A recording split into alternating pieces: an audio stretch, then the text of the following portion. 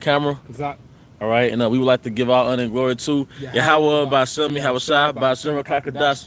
Double honors to our elder apostles and elder bishops of Great Millstone who rule well, and peace and blessings to the house of David the elect.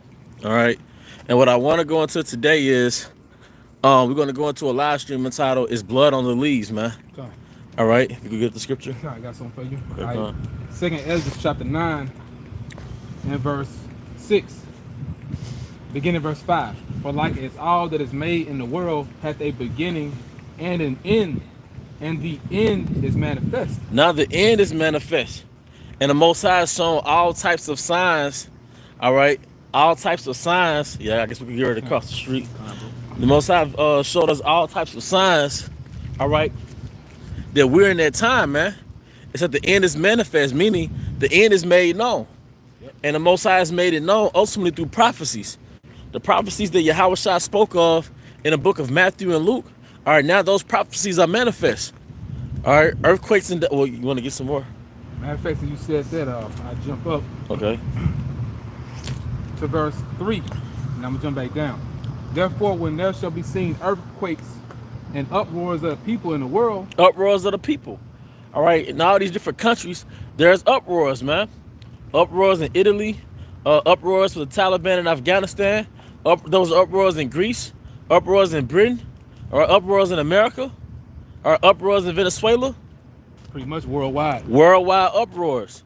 All right. South Africa, Haiti. South Africa, Haiti. That's the labor pains of the earth. That the sun is on his way. All right. All right. Verse 4. Then shalt thou well understand that the Most High spake of those things from the days that were before thee, even from the beginning. Yep. All right, jump down to verse 6. And this is the point. Even so, the times also of the highest have plain beginnings and wonders and powerful works and endings and effects and signs. Yep. All types of moons.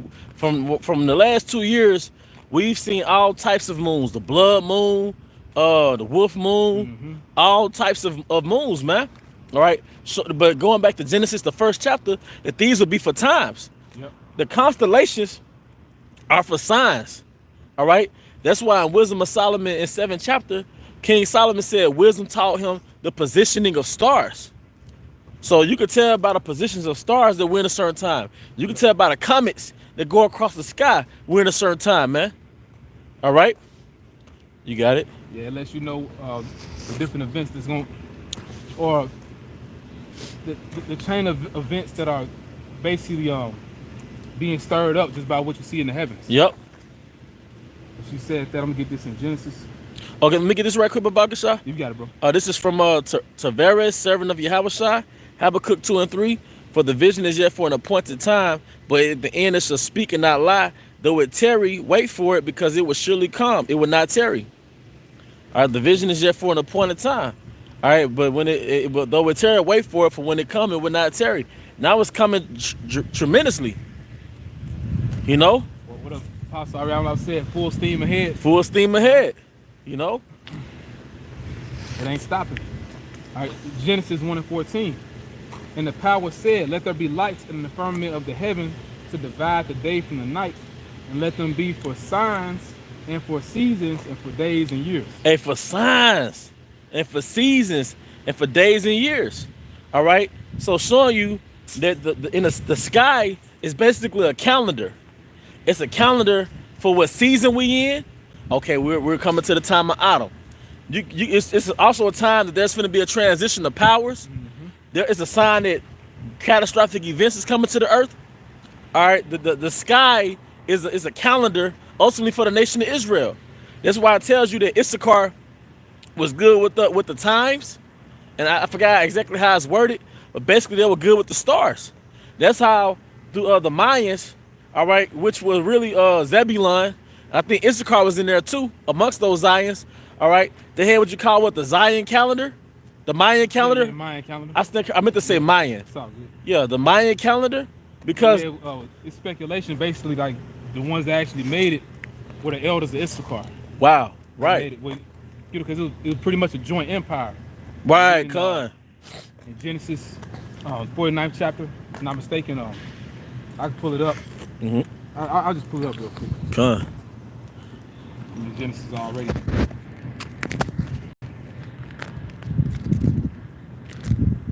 It's Deuteronomy 33.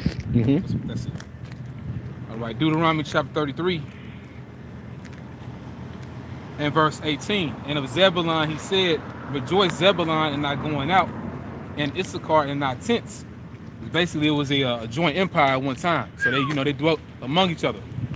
Showing how, Issachar, they made the Mayan calendar because they was among them. Yeah, and they was doing trade. And when they came over here, they had all type of business routes with each other. Yeah. You know? But the point is, going back to that calendar, it was dealing with the end of the world. Con. It didn't happen in 2012. Right. But it was set for this time now because it was basically a thing of transition. It wasn't about the world ending in 2012. Right. And then the Most High doesn't deal with exact dates. It's basically times that he deal with. Because it says Yahweh Shah don't know the day or the hour. So how could they know exactly when he was coming? Exactly. But they had it calculated about the time that he was coming. We're in that time. And going back to Genesis, the first chapter, the purpose of the constellation and the purpose for the lights in the heavens, all right, it's a calendar. Yep. It's a calendar for the nation of Israel to know what time we in. And Baba Shah, I know I quoted it, but unless you got something, can you get Wisdom of Solomon 7, where it goes into the position? Because, one of the things that's heavy on my spirit is how King Solomon goes into the virtues of roots, which I have a sub-channel about that, the virtues of roots. But the wisdom also taught King Solomon, which was Yahweh Shai, about the times. All right, because he also said the wisdom taught him the end of times and the beginning of times. All right? And Shalom to you, Akim and Akwathium, you Saquanium who are tuning in. I got the beloved brother Elder Kazak with me. Shalom. Yep. It's crazy, man, with these apps that make it a little difficult to get the Apocrypha. Yeah. All right, Wisdom of Solomon, chapter 7. All right, I'm going to get to your point. Verse 16. For in his hand are both we and our words, all wisdom also, and knowledge of workmanship. Yep. For he have given me certain knowledge of the things that are, namely to know how the world was made and the operation of the elements. Yep. Operation of the elements, where it's the weather patterns, the climate, or the actual elements, like in the periodic table. All right, that's the foundation of civilization, is knowing how to use elements. Basically, understanding creation. Wow. The beginning, ending, and midst of the times. So wisdom taught King Solomon the beginning, ending, and midst of times. All right. It says the alterations of the turning of the sun. Yep. And the change of seasons. Yep. The circuit of years and the position of stars. The circuit of years. Yep. All right, because the earth rotates, right? And that's how you calculate time. The earth rotating, all right, is similar to a watch. If you look at the mechanisms under a watch, that's how the earth is rotating in the so-called in the universe, all right? How everything they're rotating clockwise and counterclockwise, but it determines times. I was watching a video because of the way the earth rotates, the constellation that you will see, say in Chicago, you're not gonna see that same constellation. Well, I put it like this: the constellation that you see in Chicago, 2 hours later, they'll see that constellation in California because of the rotation of the earth. But the point is it more to that you get to the position? Yeah, I had. All right, I read it. You want me to read it again? Babaka Shah. All right, verse 19. Wisdom of Solomon, chapter 7, verse 19. The circuits of years and the positions of stars. And the positions of stars. But what did it say in Genesis, the first chapter? That those lights in the heaven were for times. So we understand that the positions of stars are like a calendar for the nation of Israel to understand what time we're in. All right. Also, the different lights in the heavens, such as the moon, all right, the sun, all right, those are omens. And the positions of stars is like a calendar. It's like a code that you got to crack. All right. Excuse me. Like the tribe of Issachar, they knew those codes. But like the brother brought out on the comment board, 2 Ezra 9, measured out the time diligently, the Most High straightly gave his men, his prophets, the straight visions. So yeah, if you align those visions up with the signs in the sky, they're going to show you what time we in. We dead in the center of it. We dead in the center of it, man. All right, and on top of that, brothers have visions, brothers' wives have visions, And it just so happened that everybody's having visions about catastrophic event on the planet Earth. Now, the reason why I entitled this lesson, Blood on the Leaves, because Nat Turner supposedly had 3 visions before he started that up. And in one of those visions, he saw blood on the corn. And it was basically blood on the crops. And there was a sign that there's about to be an overthrow or attempted overthrow, man. And I want to say one of those chief Gadites had a similar dream too, man. But when you see blood on the leaves, that's a sign that mass slaughter is about to happen, man. And it's some of you that said corn, because, you know, scripture speak about the time of threshing. Oh, man. Like thresh corn. Yep. You know? And see, the Most High, we're in the time of Ezekiel, the 9th chapter. The Most High is severely upset with his people. He's severely upset with the rebellion of our people. And he's been warning our people through his servants, the prophets, for the past 50 years. Now there's about to be a severe threshing in America, man. Ultimately, the planet Earth, man. You want me to get that in Ezekiel 9? Babaka Shah Khan.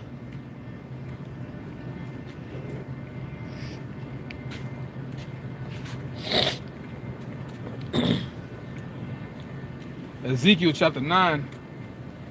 Start at the top or read verse 4 on down. You read 4 on down. All right, that says, and the Lord, Yahweh Bahasham Yahushua, said unto him, said unto an angel, Yep. go through the midst of the city, through the midst of Jerusalem, and set a mark upon the foreheads of the men that sigh and that cry for all the abominations that be done in the midst thereof. That mark is that exemption from judgment. All right, starting and with that's what makes up the hedge, man. But there's about to be judgment that the hopefully elect are going to have a hedge from, man. All right. And to the others he said in mine hearing, go ye after him through the city and smite. Let not your eyes spare, neither have ye pity. Yep. Slay utterly old and young, both maids and little children and women. Yep. But come not near any man upon whom is the mark, and begin in my sanctuary. Yep. See, there's 2 marks. There's the charagma, all right, which is Esau's token that he owns you. But then there's that mark of exemption, all right? And in this particular scripture, this is talking about the mark of exemption. But the Most High is about to do, the Most High is about to have his angel to thresh the 2/3 of our people. And they're going to thresh. Is there more to that, brother? Then they began at the ancient men which were before the house. All right, Babaka Shah, can you get Sirach, the 39th chapter, 1 to the spirits created for vengeance? See, the Most High is about to wreak vengeance on the 2/3 of our people, man. And they're about to get trampled through. Babaka Shah, maybe we could just keep straight. Come. Good.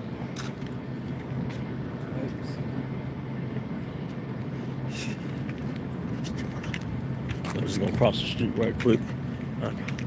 Thessalonians, 1 Thessalonians 2:15.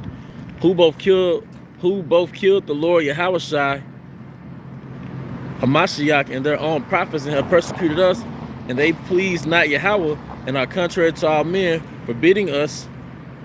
All right. Pray always, hopefully elect. 1 Chronicles 12:32. Now the children of Issachar, which were men that had understanding of the times to know what Israel ought to do, the heads of them were 200. And how did they have understanding of the times? Because going back to Wisdom of Solomon 7, they understood the positioning of the stars. So you're gonna get all that back in the kingdom. It's a science to be able to read the heavens, man. Yeah, that's a sign of, hey man, because the Most High so bad that you can use the heavens for navigation.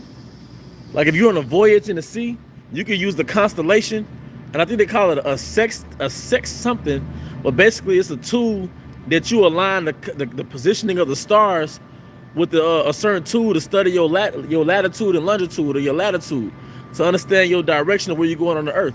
But the Most High so bad, that's how the Northern Kingdom was able to travel from Assyria to America.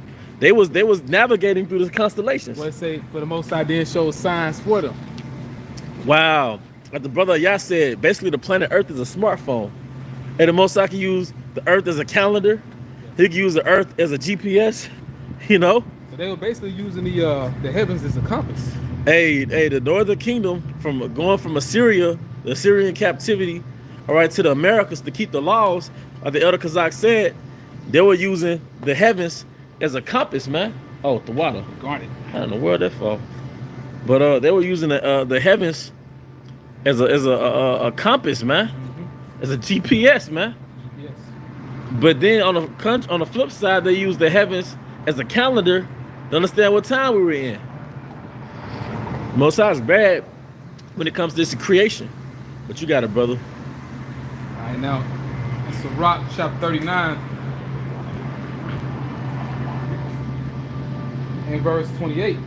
There be spirits that are created for vengeance. So we just went into the commandment the Most High gave to the angel to mark the those who were exempt from judgment.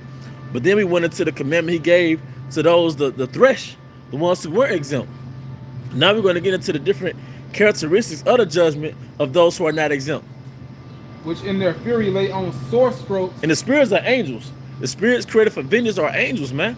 They're dispatchers, all right, to execute the judgment of Yahweh Shai. I mean, of Yahweh. Go ahead. In the time of destruction, they pour out their force. Yep. And appease the wrath of him that made them. So it's going to be mass bloodshed on the streets of America and all the cities. All right, but that bloodshed and that death and that stench is going to be pleasing to the mouth of, to the nose of Yahweh Shai. Like you went to before, basically it's an offering. It's an offering, man. It's an offering, man. All right, putting out, all these spirits going back to the Most High one time. That's an offering, man. And that satisfaction again, wickedness out of the land. You got it, brother. Fire and hail and famine and death, all these were created for vengeance. So the hopefully elect, we have our oil, the oil of understanding, and we're gonna have our oil at night, Abba willing. So when these things happen, we're not gonna trip. We're not gonna have the perspective of the world that these unfortunate catastrophic events out of biblical proportions are happening for no apparent reason. We know 100% exactly what it is. It's the vengeance of Yahweh Shai on this rebellious ass children, man. Mm-hmm. And a lot of you straight up don't believe in the Most High anymore because they all into their ancestors, they all into the universe, Jake all into spirit. Talk to the ancestors. Bitch, a light a candle, make an offering to spirit. Spirit not gonna save you in that day. And Jacob taught themselves being spiritual, but now Jacob's out into these different new age philosophies. Yep. Because what they call spiritual now, like you said, it is that new age bullshit. Yeah. Basically worshiping the universe. Worshiping the universe, worshiping the creature, who worship and serve the creature more than the creator. Mm-hmm. All right. But the irony is, it all goes back to Egypt. Yep. The philosophies of Egypt, man. Cause Egypt and Babylon. Because when the pharaohs died, their whole thing was like sleeping with their ancestors, man. Their ancestors, man. That's where you get it from. All right. Jake can't let Egypt go. Jake is not gonna let Egypt go, and you spiritually won't let it go through these philosophies, man. All right. But yeah, that's it, bro. If you want me to read, a little bit more on it. That'll be it. I guess we could get the brother put on the comment board. 2nd Ezra 9. Kind of spirit. I was there. We started off with that. Okay, come. Go back to it.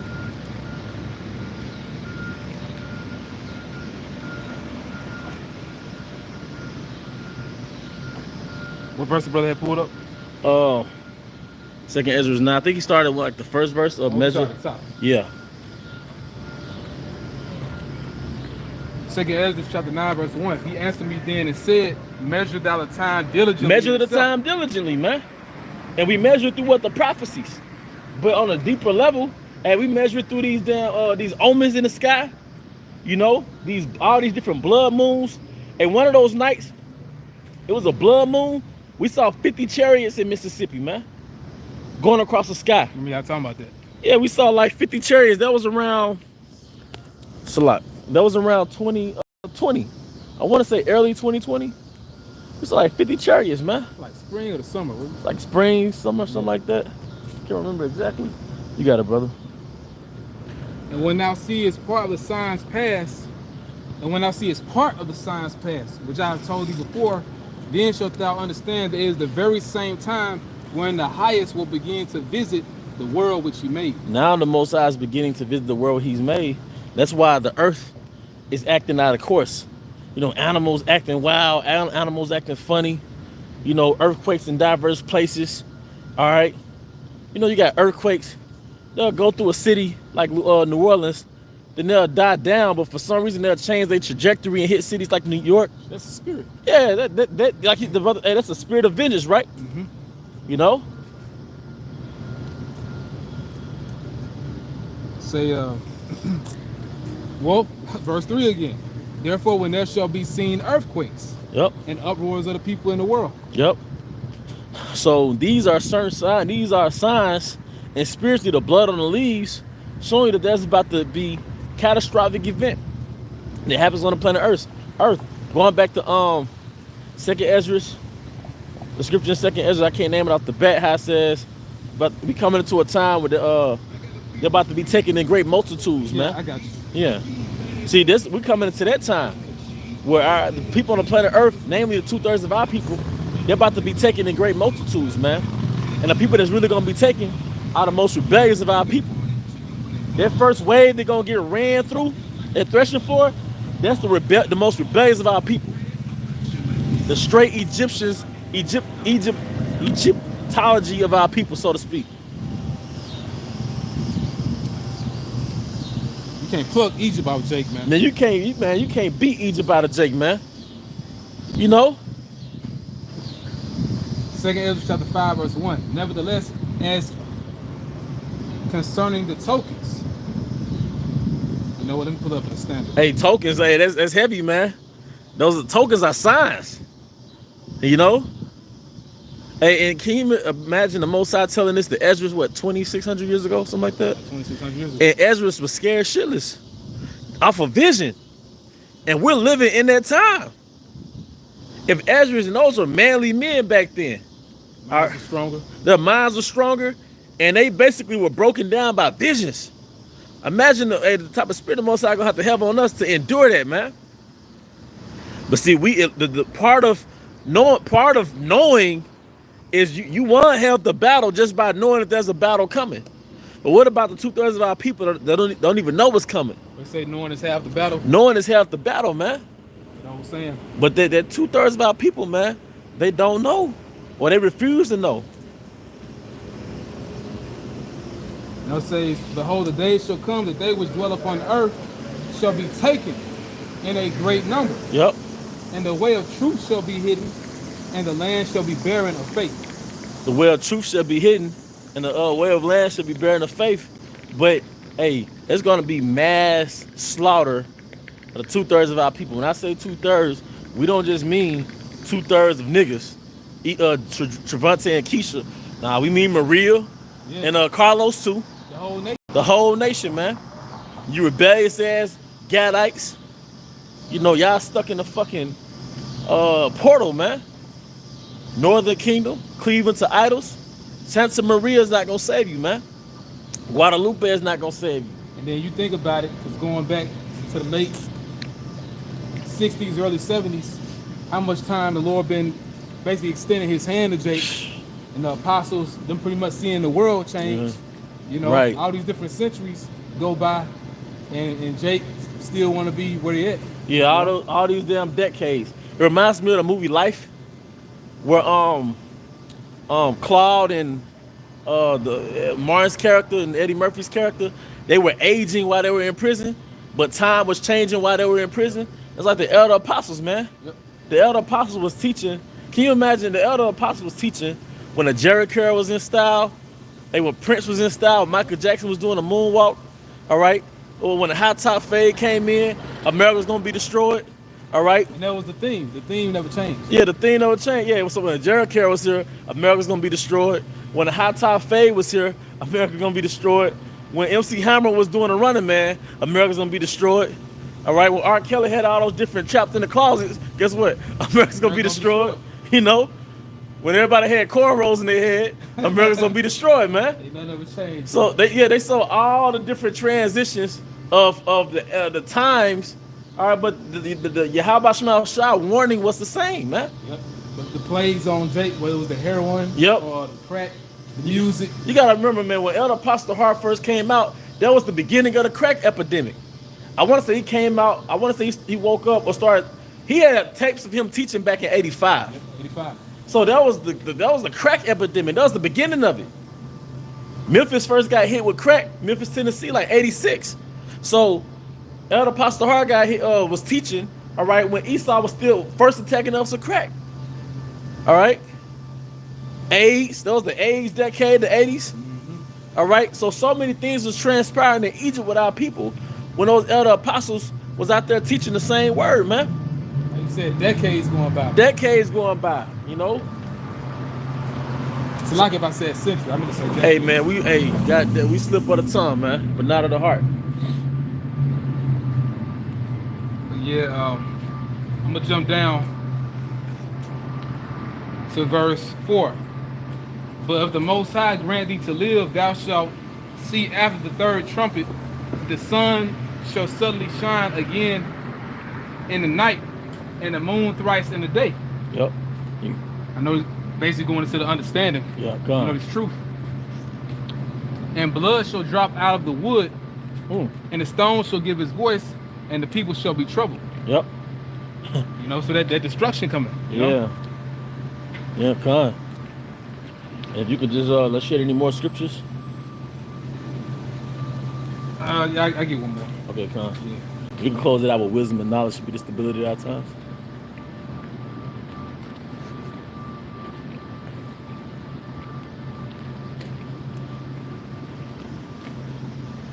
See, it's gonna be. That's how it's cars parked everywhere, and that's the vision too, man. It says that in 2 Peter, the 3rd chapter, and the elements should melt with fervent heat. All right, just imagine all this stuff you see right here, it being decimated with fire, man. All these buildings come tumbling, man. That's why we got to stay in that ark. All right, so we can survive this mayhem that's about to happen to the wicked of our people, man. Rebellion comes with a price. You're not gonna rebel against your Yahweh Shai, then go and live your best life. Nope. Until how'd you get the closing, bro? Okay, come. Isaiah chapter 33, verse 6. And wisdom and knowledge shall be the stability of thy times, and strength of salvation. The fear of the Lord, Yahweh Bahashim Yahweh Shai, is his treasure. Yep. Hey, so with that, we hope you Akim, you Akwathium, you Zaquanium were edified. All right, the blood is on the leaves. The omens have already manifested. All right, whether it's the plagues on the planet Earth, whether it's the signs in the heavens, all right, whether it's the visions that brothers and sisters are having, all right, but either way it go, the end is manifest. And with that, I want to say shalom. Shalom. And Baba Ball. Baba Ball.